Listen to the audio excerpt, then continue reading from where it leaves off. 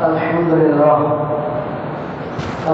لله رب العالمين والعاقبة للمتقين والصلاة والسلام على سيدنا محمد وآله وصحبه أجمعين. فقد قال الله تعالى في القرآن العظيم: لينفق ذو سعة من سعته. فقد قال رسول الله صلى الله عليه وسلم: وأنفق من طولك على أهلك. அளவற்ற அருளாளனும் நிகரற்ற அன்புடையமாகிய அல்லாஹ்வின் திருநாமம் கொண்டு ஆரம்பம் செய்கின்றேன். வான் வையம் புகழ் அனைத்தும் ஏக வல்லோனாகிய வல்லோன் அல்லாஹு தஆலா ஒருவன் மீது மட்டுமே என்றென்று உரைத்தாகட்டுமாக. நபிகள் பெருமானார் ஸல்லல்லாஹு அலைஹி வஸல்லம் அன்னாரின் மீதும் அன்னாரின் வழிவந்த உத்தம சத்திய சஹாபாக்கள், தாபிஈன்கள், தபஅத் தாபிஈன்கள், நாதாக்கள், ஷஹதாக்கள், அவுலியாக்கள், உலகத்தில் பிறந்த மூமினான முஸ்லிமான ஆண்கள் பெண்கள் அனைவர்கள் மீதும், குறிப்பாக நம் அனைவர்கள் மீதும் அல்லாஹ்வுடைய அன்பும் அருளும் என்றென்றும் குன்றாமல் குறையாமல் நிலவட்டுமாக. ஆமீன். அஸ்ஸலாமு அலைக்கும் வரஹ்மத்துல்லாஹி வபரகாத்துஹு. இஸ்லாம் சொல்லக்கூடிய ஏராளமான நற்குணங்களில் உள்ள ஒன்று தாராள மனப்பான்மையோடு நடந்து கொள்ளுதல். தாராள மனப்பான்மையோடு நடந்து கொள்ளுதல் என்பது அது விரயமாகுதல் என்று விளங்கிக் கொள்ளக்கூடாது. விரயம் படுத்துதல் என்பதற்கும் தாராளமயமாக்குதல் என்பதற்கும் நிறைய வித்தியாசங்கள் இருக்கிறது. யாருக்கு எவ்வளவு தேவையோ, எந்த இடத்தில் செலவழிக்க வேண்டுமோ, எந்த இடத்தில் கொடுக்கல் வாங்கலில் சரியாக நடந்து கொள்ள வேண்டுமோ, அந்த அளவுகளை அறிந்து நடந்து கொள்ளுவதற்கு பெயர் தாராளம். எதற்கெடுத்தாலும் வாரி இறைத்தல், வாரி இறைக்கும் போது கூட கடன் வாங்கி வாரி இறைத்தல், வட்டிக்கு வாங்கி வாரி இறைத்தல், மனைவி மக்களுக்கு இருக்கிறதா என்று பார்க்காமல் பிறருக்காக வாரி வழங்குதல், இதுவெல்லாம் வீண் விரயத்தில் அடங்கும் என்பதாக இஸ்லாம் சொல்வது. அதனால்தான் பெருமானார் ஸல்லல்லாஹு அலைஹி வஸல்லம் அவர்கள் தாராள மனப்பான்மையோடு நடந்து கொண்டதால், அவருடைய அந்த அரும் குணத்தால் இஸ்லாமானவர்கள் ஆயிரக்கணக்கானோர் உண்டு என்பதாக மார்க்கத்தினுடைய ஹதீஸ் நூல்கள் எல்லாம் நமக்கு சொல்லித் தருகிறது. அல்லாஹ் குர்ஆனில் இது சம்பந்தப்பட்ட செய்தியை இப்படி பதிவு செய்து நமக்கு தருகிறான். அதாவது உன்னிடத்திலே தாராளமாக இருந்தால் நீ தாராளமாக செலவழித்து பழகு. அல்லாஹ் தஆலா இது பொதுவான வார்த்தைகளாக சொல்கிறான். காசு பணம் இருந்தால் தாராளமாக செலவழி, மார்க்க அறிவு இருந்தால் தாராளமாக செலவழி, உடல் தாக்கத்து இருந்தால் அதை மார்க்கத்திற்காக தாராளமாக செலவழி. இப்படியாக எல்லா விஷயத்திலும் தாராள மனப்பான்மையோடு நடக்கும் பொழுது அது ஒரு வகையான சுன்னத், அது ஒரு வகையான இபாதத், அது ஒரு வகையான நற்குணம். இந்த நற்குணங்களை, இந்த இபாதத்தை, இந்த நல்லொழுக்க மாண்புகளை கடைபிடித்து வாழ வேண்டிய பொறுப்பு மூமினான முஸ்லிமான ஆண்கள் பெண்கள் எல்லோருக்கும் அவசியமான. குறிப்பாக குடும்பத்து தலைவர், குடும்பத் தலைவர், கட்டிய மனைவி, பெற்றெடுத்த பிள்ளை, பெற்றெடுத்த பெற்றோர்கள், உடன் பிறந்த உடன்பிறப்புகள், நட்பு வட்டாரம், மஹல்லாவாசிகள், ஊர்வாசிகள், நாடுவாசிகள் என்ன எல்லோரிடத்திலும் எல்லா சூழ்நிலையிலும் அவர்கள் தாராளத்தோடு நடக்க வேண்டும் என்பதாக மார்க்கம் மிக தெளிவாக சொல்லித் தருகிறது. தாராளத்திற்கு எதிர்மறை கஞ்சத்தனம். கஞ்சத்தனம் என்பது மார்க்கத்தில் எந்த வகையிலும் கூடாது என்று கண்டிக்கிறார். குர்ஆனில் அல்லாஹ் தஆலா வன்மையாக கண்டிக்கும் வசனங்களில் இதுவும் ஒன்று. கஞ்சத்தனம் கூடாது. பெருமானார் ஸல்லல்லாஹு அலைஹி வஸல்லம் வாழ்நாள் முழுக்க அருளான வார்த்தை, கண்ணியமான வார்த்தை, கௌரவமான வார்த்தையை தான் பயன்படுத்தியிருப்பான் எதிரியினிடத்தில் கூட. ஆனால் சில இடங்களில் மட்டும்தான் முகம் சுளிக்கும் அளவிற்கு வார்த்தைகளை பயன்படுத்துகிறார்கள் என்றால் அது ஒன்று கஞ்சத்தனம். கஞ்சத்தனமா யாராவது நடந்துக்கிட்டா முகம் சுளிக்கிற மாதிரி அவங்கள்ட்ட பேசுவாங்க. கஞ்சத்தனங்கிறது அருவருப்பான செயல்பாடு. வழிபாடு. அதை கடைபிடிக்காத கஞ்சத்தனத்தால் அல்லாவிடத்துல ரொம்ப தூரத்துல நீ ஆகிடுவ, சொர்க்கம் உனக்கு கிடைக்காம போயிடும், நல்லவர்கள் நாதாக்கள் நல்லடியார்களிடத்துல நெருங்காம போயிடுவாங்க அப்படிங்கிறத பெருமானார் ஸல்லல்லாஹு அலைஹி வஸல்லம் அவர்கள் நமக்கு கற்றுத்தருகிறார்கள். தாராள மனப்பான்மை என்பது குடும்பத்திலிருந்து துவங்க வேண்டும். அல் அதபுல் முஃபரத் இமாம் புகாரி ரஹிமஹுல்லாஹ் தன்னுடைய மற்றொரு நூலிலே அல் அதபுல் முஃபரத் என்ற நூலிலே இப்படி செய்தியை பதிவு செய்திருக்கிறார்கள். வஅன்ஃபிக் மின் தௌலிக அலா அஹ்லிக, உன் தாராள மனப்பான்மையை உன் குடும்பத்திலிருந்து துவங்கு. உன் மனைவி, பிள்ளை, அண்ணன், தம்பி, மாமா, மச்சான் இவங்கள்ட்ட இருந்து நீ தொடங்கு. உன் குடும்பத்தாருக்கு நீ தாராளமாக செலவு செய்து பழகு என்று பெருமானார் ஸல்லல்லாஹு அலைஹி வஸல்லம் அவர்கள் அபூ தர்தா ரலியல்லாஹு அன்ஹு அவர்களை பார்த்து சொல்லுகிறார்கள் என்பதாக இமாம் புகாரி ரஹிமஹுல்லாஹ் தன் அதபுல் முஃபரத் என்ற நூலிலே பதிவு செய்திருக்கிறார். முஸ்லீமில் இப்படி ஒரு நபி மொழி பதிவு செய்யப்பட்டிருக்கு. பெருமானார் ஸல்லல்லாஹு அலைஹி வஸல்லம் தாவா கொடுத்தது குறைவு, அவங்க செயலை பார்த்து முஸ்லீமானவங்க தான் அதிகம். நீ முஸ்லீம் ஆயிரு, நீ முஸ்லீம் ஆயிருன்னு சொல்லி முஸ்லீமானவங்க ரொம்ப குறைவுங்க. நல்லா விளங்கிக்கணும். தாவா கொடுக்கலாமான்னு கேட்டால் கொடுக்கணும். ஆனால் அதன் மூலம் இஸ்லாத்துக்கு வந்துருவாங்க அப்படின்னு பெருசா கனவு கண்டுகிட்டு இருக்கக்கூடாது. ஆனா எப்படி கனவு காணலாம் தெரியுங்களா? இஸ்லாமிய முறை பிரகாரம் நாம வாழ்ந்தா நம்ம வாழ்க்கையை பார்த்து பிறர்கள் இஸ்லாத்திற்குள் வருவார்கள். பெருமானார் ஸல்லல்லாஹு அலைஹி வஸல்லம் அவர்கள் ஒரு 23 வருட வாழ்க்கையில, வெறுமனே 23 வருட வாழ்க்கையில லட்சக்கணக்கான பேரை தன் கண் சாடைக்கு கட்டுப்படுபவர்களாக உருவாக்கி தந்தார்கள். ரசூல்லா கண்ணை அசைச்சா கூட காரணம் தெரியும். பெருமானார் ஸல்லல்லாஹு அலைஹி வஸல்லம் அன்பு தோழர்கள் சஹாபாக்களுக்கு ரசூல்லா வலது கையை தூக்குனா என்ன அர்த்தம், இடது கையை தூக்குனா என்ன அர்த்தம், இந்த ரசூலுல்லா வேகமா நடந்தா என்ன அர்த்தம், மெதுவா நடந்தா என்ன அர்த்தம் அப்படின்னு ரசூலுல்லாவுடைய அங்க அபயங்களை பார்த்து பார்த்து தன் நடவடிக்கையை மாற்றிக்கொண்டார்கள் நபித்தோழர்கள் சஹாபாக்கள் என்பதாக. அந்த அளவுக்கு ரசூலுல்லாஹ் பண்படுத்தி வச்சிருந்தாங்க பெருங்கொண்ட கூட்டத்தை. இன்னைக்கு பெரிய பெரிய வரலாற்று ஆய்வாளர்கள் என்ன தெரியுங்களா கருத்து சொல்றான்? மேலை நாட்டுக்காரன் சொல்றான், முகம்மது செய்த சாதனையை சாமானியன் செய்ய வேண்டுமானால் சுமார் 250 வருட காலம் வாழ வேண்டும். 250 காலம் வாழ்ந்தால்தான் முகமது நபி செய்த சாதனையை ஒருவன் செய்ய முடியும். பெருமானார் ஸல்லல்லாஹு அலைஹி வஸல்லம் அவர்கள் 23 வருட வாழ்க்கையிலே ஒரு பெரும் சாதனை படைத்தார்கள் என்றால் அவர்கள் வாழ்ந்த வாழ்க்கைக்கான அர்த்தம், நபி அவர்கள் வாழ்நாள் முழுக்க தாராளத்தோடு நடந்தார்கள். சுருங்க சொன்னால் அவ்வளவுதான். ரசூல்லா எப்படி வாழ்ந்தாங்க அப்படின்னு கேட்டா, இவ்வளவு பேர் இஸ்லாம் ஆனாங்களே எப்படி? ரசூல்லா தாராளமா நடந்துக்கிட்டாங்க, எல்லா விஷயத்திலும் தாராளமா நடந்துக்கிட்டாங்க.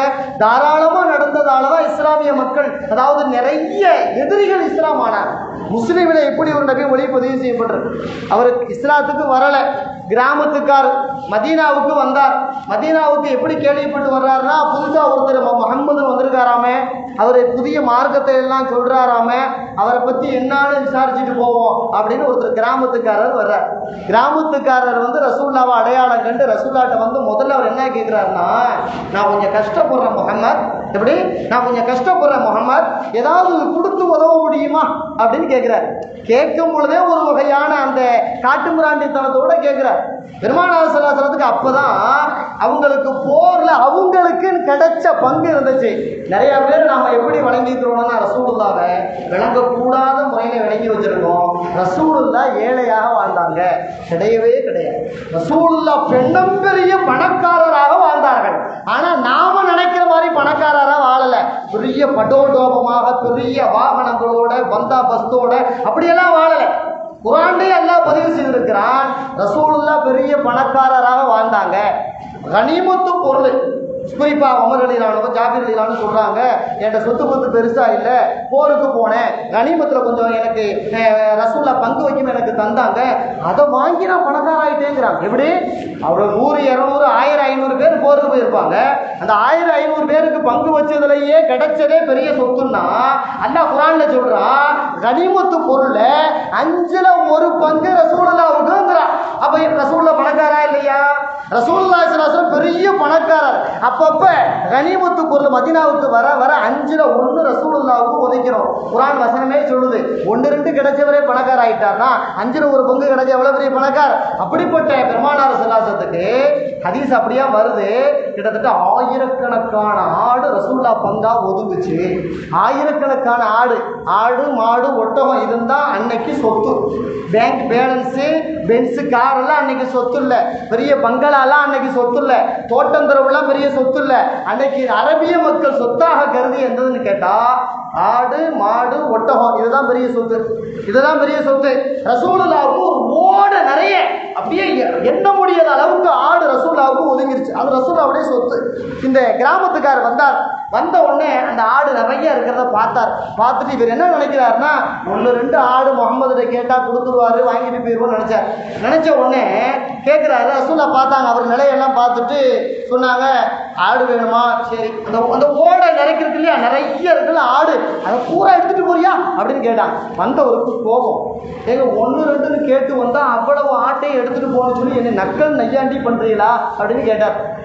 அப்புறம் ரசூலுல்லாஹ் சொன்னாங்க, எப்பா நக்கல் நையாண்டிலாம் நான் பண்றதில்ல, நான் பேசுறது எல்லாமே ஹக்கு, நான் பேசுறது எல்லாம் சரியான வார்த்தை, சத்திய வார்த்தை. உனக்கு வேணுமா வேணாமா? வேணும்னா எல்லாத்தையும் ஓட்டிக்கிட்டு போ. சந்தோஷம் அவருக்கு தலகால் புரியல. அவரும் விடுற மாதிரி தெரியல. பாவத்தை 1-2 முகமதுக்கு கொடுப்போம் அப்படின்னு அவரும் நினைக்கல. மொத்த ஆட்டையும் பத்திக்கிட்டு அவர் ஊருக்குள்ள போறாரு. ஊருக்குள்ள போனா என்ன சத்தம் போறாரு, ஐய கோமினா சொல்லிமோ, ஏ கூட்டமே நீங்கள் எல்லாம் முஸ்லீம் ஆயிருங்க அப்படின்ற. எப்படி? ரசூலுல்லாஹ் கலிமாவும் சொல்லி கொடுக்கல, முஸ்லீம் ஆயிருப்பான்னு அவர்கிட்ட சொல்லல, அவர் பேரை கேட்கல, எந்த ஊருன்னு கேட்கல, என்ன ஏதுன்னு விசாரிக்கல, கலிமா சொல்லி இஸ்லாமு அப்படி எதையுமே சொல்ல. நேரா வந்தாரு, ஆட்டை கேட்டாரு, அந்த இடத்துல இருக்க ஆடு எல்லாத்தையும் ஓடிட்டு போனாரு. நேரா ஓடிட்டு போயிட்டார். ஓடிட்டு போகும்போது அவர் உள்ள போய் சொல்றாரு, ஐயா கோமினா முஸ்லிமோ, கூட்டமே பாருங்கள் எல்லாம் இஸ்லாம் ஆயிருங்க. அதுக்கு காரணம் சொல்றாரு, இப்ப வல்லாஹி இன்ன முஹம்மதன் லா யுஅதி அத்தஉ மா யகாஃபுல் ஃபக்ர. அவரு முஹம்மது மதீனால ஒருத்தர் இருக்காரு, அவர்கிட்ட போய் கேட்டேன், மொத்த ஆட்டு மந்தையும் கொடுத்துட்டாரு. அவர் தாராளமாக வறுமையை அஞ்சாமல் அள்ளி கொடுக்கிறார் என்றால் அவர் சொல்லும் வார்த்தை சத்திய வார்த்தையாகத்தான் இருக்கும். அவர் வறுமைக்கு பயப்பட்டவராக தெரியவில்லை, சொத்து பத்தை சேகரிக்க ஆசைப்பட்டவராக தெரியவில்லை, துனியாவை விரும்புவராக தெரியவில்லை. நான் பாமரன், ஒன்று கேட்டேன், அத்தனை ஆயிரக்கணக்கான ஆட்டை தந்திருக்கிறார் என்றால் அவர் சொன்ன வார்த்தை சத்தியம்னு சொல்லி பிரச்சாரம் பண்ணி அந்த ஊர் முழுக்க எல்லாத்தையும் கலிமா சொல்ல வச்சு நேரா மதீனாவுக்கு கூட்டிட்டு வந்தார். எண்ணிக்கை இமாம் இப்னு ஹஜர் அஸ்கலானி ரஹ்மத்துல்லாஹி சொல்கிறார்கள், 1000 பேர் இஸ்லாம் ஆனார்கள். எப்படி? 1000 பேர் இஸ்லாம் ஆனார்கள். நபியின் ஒரே ஒரு முறை காட்டிய தாராளம் 1000 பேரை தஅவா செய்யாமல் இஸ்லாத்திற்கு கொண்டு வர முடியும் என்றால் அதுதான் ஆளியே மிகவும் வலுவானது. அப்ப நம்ம வாழ்நாளில் செயல்பாடா காட்டணும். பெருமானார் ஸல்லல்லாஹு அலைஹி வஸல்லம் பேசியது குறைவு, நடந்த நடைமுறை தான் அதிகம். நபியவர்கள் நடைமுறையை பார்த்து இஸ்லாமானவர்கள் தான் அதிகம். ஓரிரு நபர்கள் மட்டும்தான் தாவாவுக்கு கட்டுப்பட்டார்கள். ரசூலுல்லாஹ்வுடைய தாவாவால இஸ்லாமானது நம்ம முடிவு பண்ணா அபூ ஜஹல் வந்திருக்கணுமா இல்லையா, அபூ லஹப் வந்திருக்கணுமா இல்லையா, உத்பா ஷைபா வந்திருக்கணுமா இல்லையா? இந்த ஷைத்தான்களுக்கெல்லாம் நிறைய தாவா கொடுத்தாங்களே, உபய் இப்னு கலபுக்கு எத்தனை முறை தாவா கொடுத்தாங்க, வரலையே. ரசூலுல்லாஹ்வுடைய நடைமுறையை பார்த்தானே, பார்த்தும் கூட உள்ள அவனுக்கு அந்த ஒளியால நிரப்பப்படலையே. அப்படின்னா அதாவது மார்க்க சொல்ல வர்றது என்னன்னு கேட்டா, தாராளத்தோடு நடந்து கொண்டால் அது கிடைக்கும். தாராளத்தோடு நடந்து கொண்டால் பிறர்களை வசீகரிக்க முடியும், தன்வசப்படுத்த முடியும். அது தாராளத்தோடு செயல்பாடில் ரீதியாக நடந்தால் மட்டும்தான் கிடைக்கும் என்பதை பெருமானார் ஸல்லல்லாஹு அலைஹி வஸல்லம் சொல்கிறார். அதாவது ரசூலுல்லாஹ் காலத்துக்கு முன்னாடியே ஒருத்தர் இருந்தார், ஹாத்திமுல் தாயின் ஒருத்தர். அவர் பெரிய தர்ம பிரபு, யார் எதை கேட்டாலும் கேட்டதை விட பன்மடங்கு அள்ளி கொடுக்குற பழக்கம் இருந்துச்சு. அவர் காலத்துக்கு பிறகுதான் இஸ்லாமே வருது. ஹாத்தம் தாய்க்கு காலத்துக்கு பிறகு அவர் முஸ்லீமே இல்லை, இஸ்லாமே அன்னைக்கு இல்லை.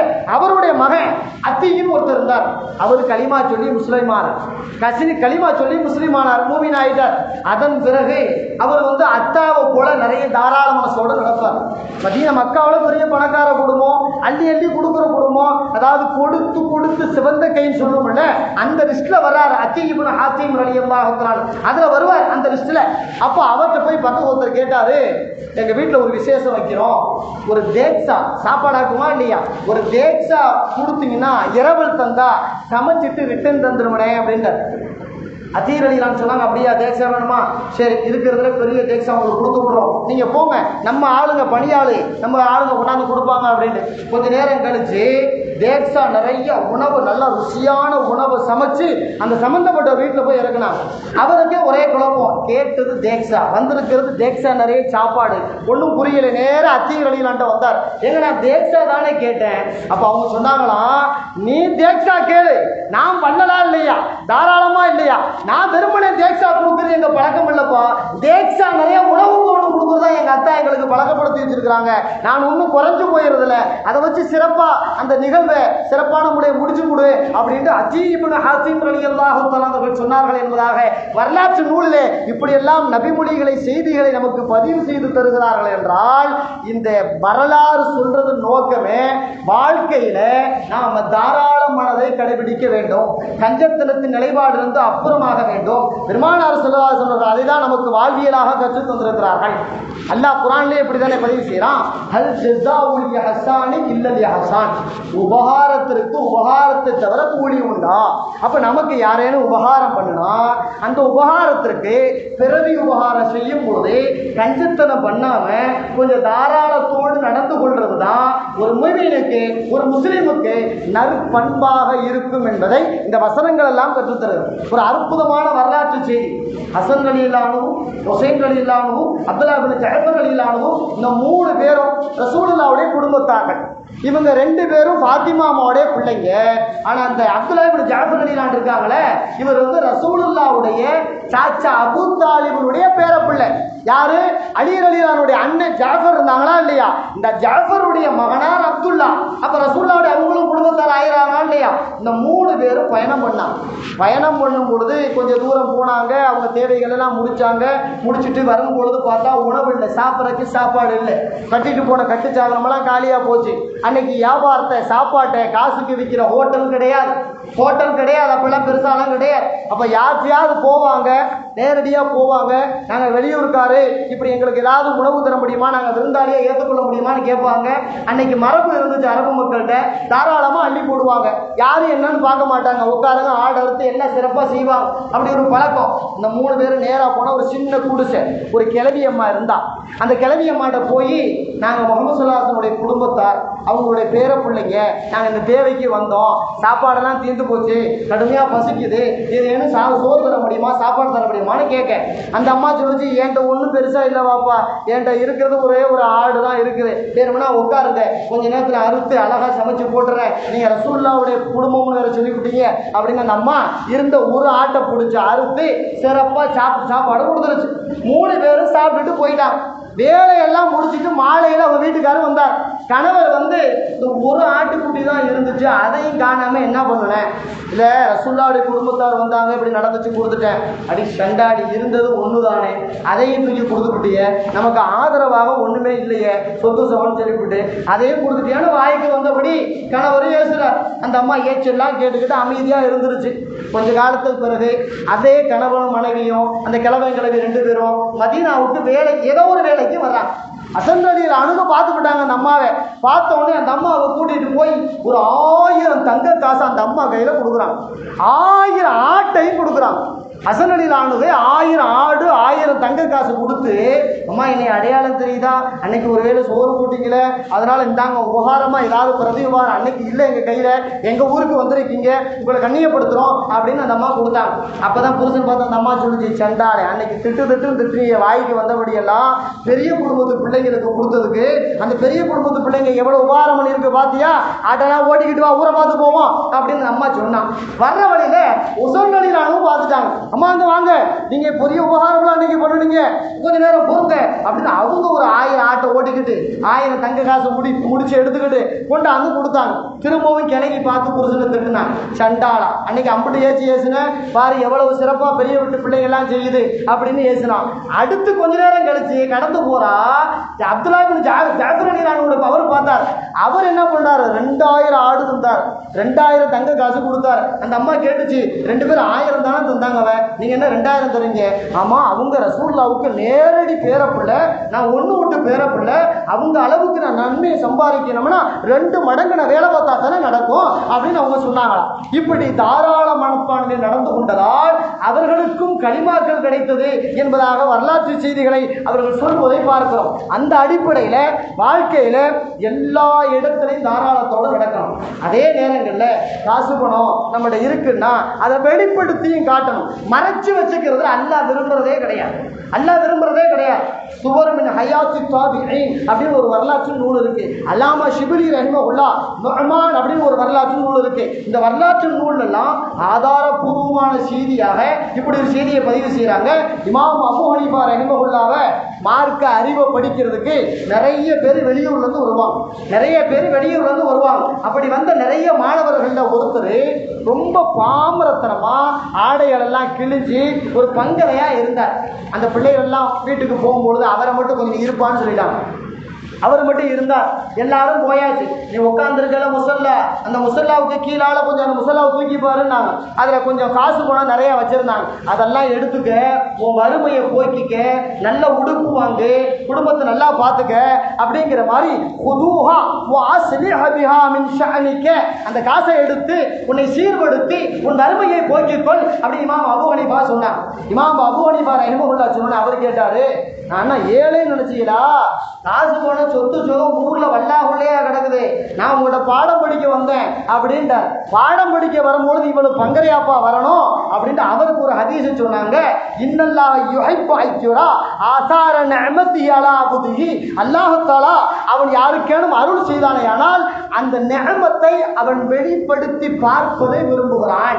அவனுக்கு காசு பணம் சொத்து சுகம் அல்லாஹ் யாருக்கேனும் கொடுத்தானா அந்த காசு பணம் இருக்கிறத அந்த நிஅமத்தை வெளிப்படுத்தும் அடையாளங்களை அல்லாஹ் விரும்புவதால் நீ நல்ல ஆடையை உடுத்திக்கிட்டு வர வேண்டியதானே, இப்படியே கிழிஞ்சதை அதை எதை போட்டு உடுத்திட்டு வர அப்படின்னு அவரை கண்டித்தார்கள் என்பதாக பார்க்கிறோம். அப்படின்னா காசு பணம் சொத்து சுகம் எல்லாம் இருந்தா நல்ல ஆடை உடுத்தலாம், நல்ல வாகனத்துல போகலாம், நல்ல வீடு கட்டலாம், நல்ல பிறருக்கு அள்ளி தரலாம், சந்தோஷத்தோடு இருக்கணும். இமாம் மாலிக் ரஹிமஹுல்லாஹ் வெளியூர்ல இருந்து ஒருத்தர் வந்து சலாம் சொன்ன பொழுது பதில் சலாம் சொல்ல மாட்டேன்ட்டாங்க.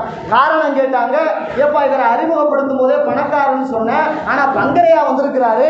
பணக்காரனா பங்கரையா இருக்கப்படாது, நல்ல உடை கொடுக்கணும். அந்த உடையை பார்த்தவனே ஏழைகள் அவர் பணக்காரன் அடையாளம் கண்டு அவர்கிட்ட உதவிக்கு வந்து நிக்கணும். அந்த ஏழைக்கு அவர் உதவணும். இவனே கஞ்ச மாறி மூடி மூடி வச்சுக்கிட்டா இவனால யாருக்கு பிரயோஜனம்? வெளிப்படுத்தி காட்டு அப்படின்னு இமாம் மாலிக் ரஹிமஹுல்லாஹ் கண்டித்தார்கள் என்று பார்க்கிறோம். அதுவும் குறிப்பாக மனைவி மக்கள் விஷயத்துல கஞ்சத்தனமே காட்டக்கூடாது. தாராள மனப்பான்மையோடு நடக்க வேண்டும். பெருமானார் ஸல்லல்லாஹு அலைஹி சொன்னாங்க, நீ எவ்வளவு பெரிய இபாதத்துக்காரனாக இருந்தாலும் எவ்வளவு பெரிய நற்குண மனிதனாக இருந்தாலும் உன் பொண்டாட்டிட்டு நல்ல பேர் வாங்கினா தான் நீ அல்லாட்டே நல்ல பேர் வாங்க முடியும். கயிறுக்கும் அகலிகி உங்களில் சிறந்தவர் யாரு தெரியுமா? அவர் மனைவியிடத்துல நற்பேர் பெற்றவர் தான் சிறந்தவர். அப்ப மனைவிட்டு நல்ல பேர் வாங்கணும்னா புருஷன் என்ன செய்யணும்? குடும்ப தலைவர் என்ன செய்யணும்? கொஞ்சம் தாராளத்தோடு நடந்தால் தான் நடக்கும். ஆனா இன்னைக்கு இருக்கு மனைவிமார்கிட்ட நாம என்னதான் நடந்தாலும் நடக்கல, அதை வேற மாதிரி என்னதான் உபகாரம் பண்ணாலும் நம்மளுடைய குறைய மட்டும் தான் கண்டுபிடிப்பா, நம்மளை ஏச்சு பேச்சுக்கு மட்டும் தான் ஆளாகுவா. இறுதியாக ஒரு செய்தி, ஒரு கதை ஒன்று சொல்லுவாங்க.